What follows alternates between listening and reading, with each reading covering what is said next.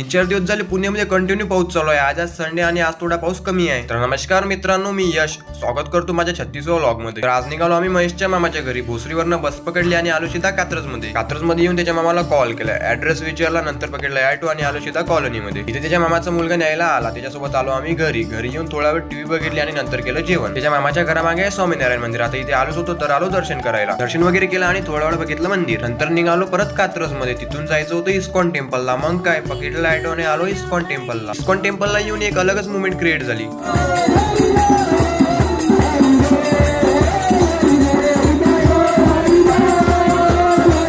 आल्याच सगळ्यात आधी केलं बालाजी दर्शन. नंतर केलं आम्ही कृष्ण आणि राधाचं दर्शन. आमचं नशीब चांगलं होतं की आम्हाला आरती पण मिळाली.